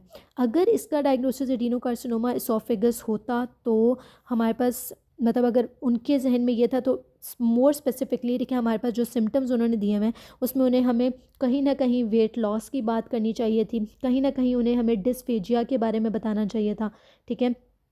अब द ओनली फीचर, ठीक है, जो इसके अंदर से सिनेरियो से माइट भी जो उनके जहन में हो, जिसकी वजह से उन्होंने एडिनोकार्सिनोमा एसोफेगस जो है वो करेक्ट आंसर कहा है कि it is in the lower oesophagus, कि मतलब कि लोअर 1/3 ऑफ द एसोफेगस के अंदर एडिनोकार्सिनोमा ऑफ द एसोफेगस होता है और अपर 2/3 में स्क्वेमस सेल कार्सिनोमा होता है, ठीक है। तो this is the only clue that goes towards adenocarcinoma oesophagus, ठीक है। लेकिन ये भी कोई ऐसी चीज़ नहीं है, ठीक है, जो हमें बैरेट्स एसोफेगस के अगेंस्ट लेके जाए, क्योंकि बैरेट्स एसोफेगस भी जो है वो आपके lower 1/3 lower part of the oesophagus में ही हो रहा होता है। गैस्ट्रोएसोफेजियल जंक्शन जहाँ पर होता है लोअर एसोफेगस के अंदर ही होता है, ठीक है। So it is more towards Barrett's oesophagus than adenocarcinoma of the oesophagus, ठीक है। Next MCQ, child presented with abdominal pain, joint pains and hepatosplenomegaly, cherry red spot and macula, ठीक है। तो cherry red spot and macula जो है it is typical for Niemann Pick disease, B option, ठीक है। Okay, Neyman pick disease जो होती है उसमें प्रोग्रेसिव न्यूरो डिजनरेशन होती है, हेपेटोस्प्लेनोमेगाली फोम सेल्स होते हैं, स्फिंगोमाइलिनेज एंजाइम की डेफिशिएंसी होती है, स्फिंगोमाइलिन एक्यूमुलेट हो जाता है, और cherry red spot on the macula. In an ICU patient with CVP line in subclavian vein for the past 10 days is on parenteral nutrition. He developed fever, blood cultures में आपको gram positive cocci मिल रहे हैं इन clusters, ठीक है। तो वो कह रहे हैं the infection is most likely caused by, ठीक है, तो ये आपके पास कोएगुलेज नेगेटिव स्टैफ की वजह से कॉज हो रहे हैं, दैट इज स्टैफ एपिडर्मिडिस, ठीक है। In ENT surgeon, an ENT surgeon operating on mastoid antrum see profuse bleeding from the posterior wall of the mastoid antrum, ठीक है। इसका मैंने प्रीवियस वीडियो के अंदर पूरा रिलेशन आपको समझाया था। तो सोर्स ऑफ ब्लीडिंग क्या है, सेगमोइड साइनस, ठीक है, जो इन क्लोज पास करी होती है अलॉन्ग द mastoid antrum, ठीक है। Present expansion of molar teeth, mouth eaten appearance with chondrocytes, ठीक है। सो दिस इज ऑन ओडेंटोजेनिक मेग्जोमा, ठीक है। Ovulation during lactation is inhibited bye, ठीक है। तो लेक्टेशन के दौरान ओव्यूलेशन को इनहिबिट कौन कर रहा होता है, प्रोलेक्टिन जो है, ठीक है, वो आपका इनहिबिट कर रहा होता है, ठीक है। Which one of the following inhibits FSH, ठीक है। FSH जो है वो it is inhibited by testis, ठीक है। So A option is correct. Patient has develop bitemporal hemianopia, bitemporal hemianopia जो होता है वो due to compression of optic chiasma होता है, और कौन कंप्रेस करता है, most commonly tumour of the pituitary gland होता है, A option. Spike and slow wave pattern जो है it is present in petit mal epilepsy, pericytes जो है वो आपके ब्लड वेसल्स के अंदर प्रेजेंट होते हैं, small blood vessels, C option. Interstitial fluid कितना होता है आपके पास, ठीक है। तो हमने पहली बात की थी कि टोटल बॉडी फ्लूइड आपका 42 लीटर्स है, जिसमें से 2/3 आपके इंट्रासेलुलर फ्लूइड होता है यानी 28 लीटर, और 1/3 एक्स्ट्रा फ्लूइड यानी 14 लीटर। इस 14 लीटर्स में से 75% आपका इंटस्टिशियल फ्लूइड होता है, ठीक है, यानी कि 11 लीटर्स, और प्लाज्मा में सिर्फ 3 लीटर्स होता है, ठीक है। तो यहाँ पर हमें इंटस्टिशियल फ्लूइड पूछा गया, तो D option 11 litres. Doctor provides effective management by, ठीक है, effective communication. Staging of the tumour क्या होती है, स्टेजिंग ऑफ द ट्यूमर जो हमें एक्सटेंट ऑफ द ट्यूमर के बारे में बताती है, और ग्रेडिंग जो है हमें डिफ्रेंसिएशन, डिग्री ऑफ डिफ्रेंसिएशन के बारे में बताती है, ठीक है। During inflammation T cells bind with T cells जो होते हैं वो आपके MHC के साथ बाइंड करते हैं, major histocompatibility. Tensile strength in an uncomplicated abdominal wound with no systemic disease increases in 2 months due to, tensile strength क्यों इंक्रीज करती है, टेंसाइल स्ट्रेंथ जो है वो स्लोली इंक्रीज करती है 50 to 70% with the change in the type of collagen, ठीक है। इनिशियली आपके पास टाइप 3 कोलेजन होता है, ठीक है, जो बाद में आपके टाइप 1 कोलेजन से रिप्लेस हो जाता है। This of the following is initial mechanism that stops bleeding after haemorrhage, ठीक है। तो वेजो कंस्ट्रिक्शन, जिस वेसल से ब्लीडिंग हो रही है फॉरन से उसकी कंस्ट्रिक्शन हो जाती है और ब्लीडिंग जो है वो स्टॉप हो जाती है।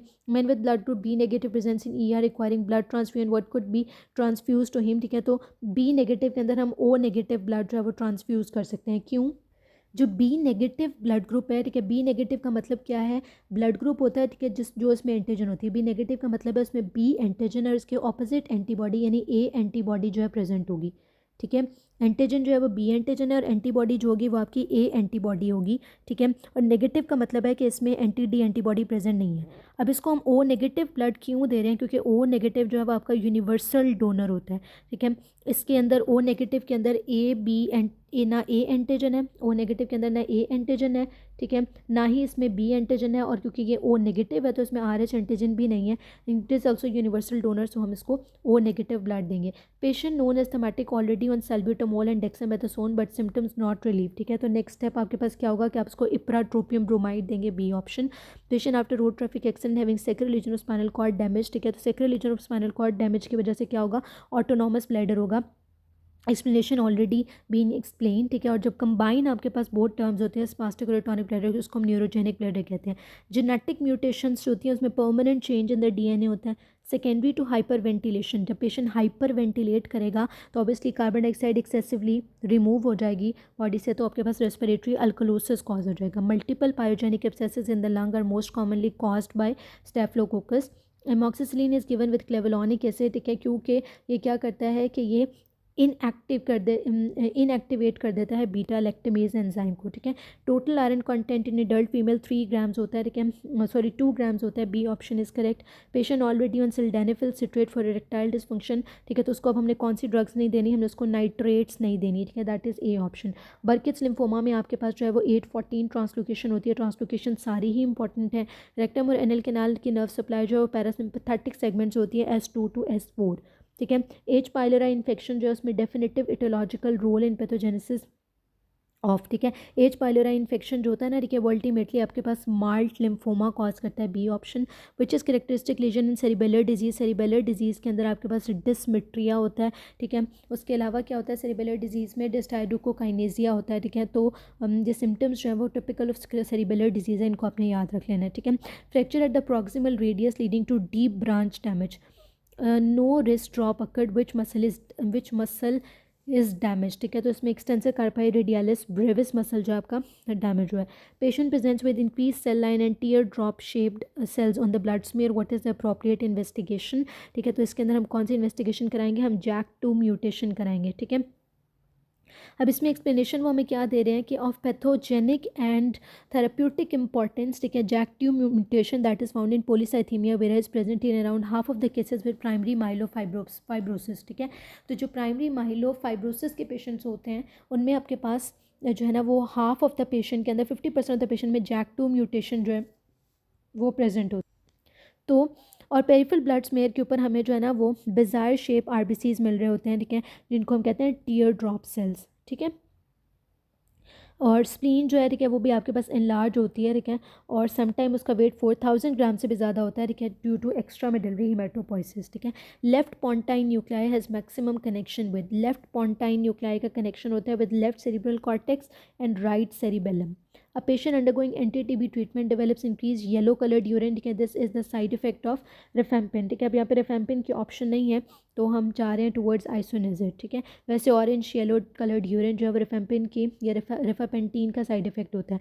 A patient presents with an increase atrial rate compare to ventricular rate and an irregular pulse, ठीक है। So this is irregular pulse, ठीक है, और जो है वो टिपिकल होती है एट्रियल फिब्रिलेशन के लिए, लेकिन यहाँ उन्होंने हमें कहा है कि इंक्रीज एट्रियल रेट है कंपेयर टू वेंट्रिकुलर रेट, और साथ में पल्स भी irregular, so this is atrial flutter, ठीक है। Patient with heart rate of 25 beats per minute firing from, ठीक है। अब इसमें क्या होता है कि हमने ये याद रखना है कि अगर आपका हार्ट रेट 60 to 80 है तो फायरिंग फ्रॉम SA नोड है, अगर 40 to 60 है तो AV नोड है, और अगर 20 to 40 है तो परकिंजी फाइबर, 25 है तो इसलिए हम परकिंजी फाइबर्स की तरफ जाएंगे, D option. Next MCQ, a pregnant female patient took some pills and presented with respiratory depression in emergency.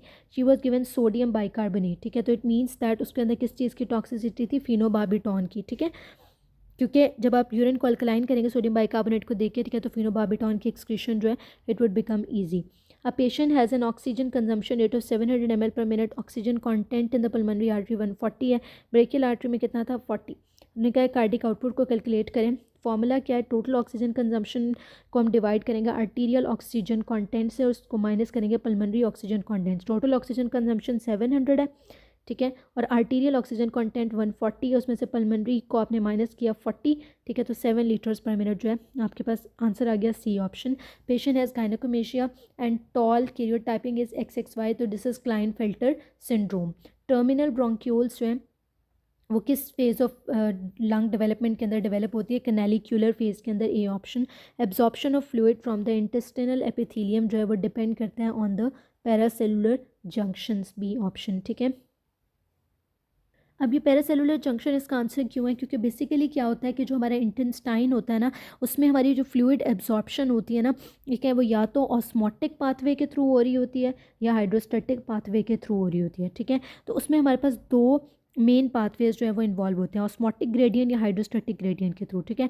या तो ट्रांस सेलुलर पाथवे होता है। ट्रांस सेलुलर पाथवे का मतलब ये होता है कि वाटर जो है ना, ठीक है, वो सेल मेम्ब्रेन से पास करता है वाया एक्वापोरेंस, ठीक है, एक्वापोरेंस के थ्रू पास कर रहा होता है, ठीक है। तो ये सूटेबल होती है, ठीक है, जो solute coupled with water transport होती है। जो पैरासेलुलर पाथवे होता है उसमें वाटर जो है वो मूव करता है सेल्स के दरमियान, ठीक है, बिटवीन सेल्स मूव करता है थ्रू द टाइट जंक्शन, ठीक है, और वो ऑस्मोटिक ग्रेडियंट के ऊपर जो है वो डिपेंड करता है, ठीक है। तो पैरासेलुलर जंक्शन बेसिकली वो स्पेसेस होती हैं जो एपिथेलियल सेल्स को कनेक्ट करती हैं एक दूसरे से बाय टाइट जंक्शन, और ये अलाउ करती हैं वाटर और अदर स्मॉल सॉल्यूट्स को कि वो पैसिवली मूव करें from the intestinal lumen into the interstitial fluid, ठीक है। ऑस्मोटिक ग्रेडियंट की वजह से, ठीक है, सॉल्यूट जब मूव करेगा, ठीक है, स्मॉल सॉल्यूट पार्टिकल्स, ठीक है, उसके पीछे पीछे वाटर की ट्रांसपोर्ट भी होगी, ठीक है। तो दिस इज़ पैरासेलुलर जंक्शन। और एक्वस चैनल क्यों नहीं है, क्योंकि जो एक्वापोरेंस होते हैं, ठीक है, वो सिर्फ वाटर की एब्जॉर्प्शन कराते हैं, ठीक है।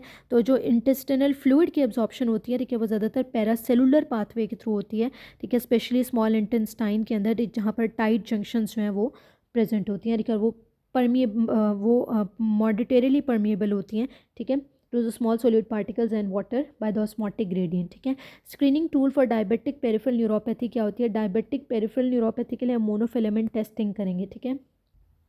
ओके, सो ये मोनोफिलामेंट टेस्टिंग क्या होता है, देखिए, मोनोफिलामेंट टेस्टिंग ना बेसिकली हम एक स्क्रीनिंग टूल के तौर पे यूज़ करते हैं पेरिफेरल न्यूरोपैथी को डिटेक्ट करने के लिए, ठीक है। यानी कि जो डायबिटीज़ होती है उसकी कॉम्प्लिकेशन होती है कि वो आपके पेरिफेरल नर्व्स को इफेक्ट करती है, पर्टिकुलरली फीड्स की, ठीक है, इसकी वजह से सेंसेशन वगैरह लॉस हो जाती हैं पेशेंट्स में, ठीक है।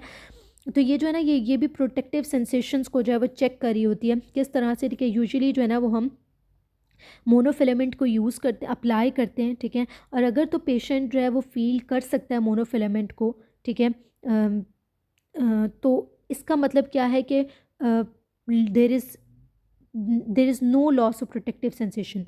लेकिन अगर एक पेशेंट जो है, ठीक है, वो इस पॉइंट के ऊपर जो है वो मोनोफिलामेंट को फील नहीं कर पा रहा है, इसका मतलब क्या है कि there is loss of protective sensation, ठीक है, जिसका मतलब है कि पेरिफेरल न्यूरोपैथी जो है वो प्रेजेंट है, ठीक है। तो जब आपके पास क्या होता है कि when the patient can not feel the monofilament at these points, ठीक है, जहाँ पर आपने अप्लाई किया होता है 10 ग्राम मोनोफिलामेंट ऑलमोस्ट, ठीक है, स्पेसिफिकली हम अप्लाई करते हैं कुछ पॉइंट्स के ऊपर, जैसे हम planter surface of the foot के ऊपर अप्लाई करते हैं। अगर तो उन पॉइंट्स के ऊपर पेशेंट फील नहीं कर रहा मोनोफिलामेंट को, तो इसका मतलब है कि उसके अंदर पेरिफेरल न्यूरोपैथी डेवलप हो चुकी है, ठीक है। So this is D option. A man was taken to the high altitude where after 10 days patient ABG sample taken, which of the following condition ABG show, ठीक है। तो हमने ये पहले भी बहुत दफ़ा डिस्कस किया। तो 10 डेज़ के बाद जो है वो मेटाबॉलिक एसिडोसिस होगा, सी ऑप्शन, कॉम्पनसेशन की वजह से। Causes of oedema in child with periorbital oedema and proteinuria more than 3.5 gram जो है, इट इज़ हाइपोएल्ब्यूमिनीमिया, ठीक है, हाइपोएल्ब्यूमिनीमिया की वजह से एडीमा कॉज हो रहा है। A patient receive PPD after 24 hours she develop an indurated area along with macrophages, most likely will be, ठीक है। तो इंड्यूरेशन जो है it is cause due to helper T lymphocytes, ठीक है। तो this is about this paper. इस paper के अंदर थोड़े से MCQs जो थे वो डिफ़िकल्ट थे, ठीक है, थोड़े से जो थे वो उसमें कंट्रोवर्शियल MCQs थे, ठीक है, जिसमें आप अगर डीप थिंकिंग करें, ठीक है, तो आपको एक से ज़्यादा ऑप्शन जो है वो करेक्ट लग रहे हैं, ठीक है। लेकिन जो है वो आई होप अब आपको काफ़ी MCQs जो है वो क्लियर हो गए होंगे। If you have any query you can ask in the comment section. Do like, share and subscribe my channel. Thank you very much.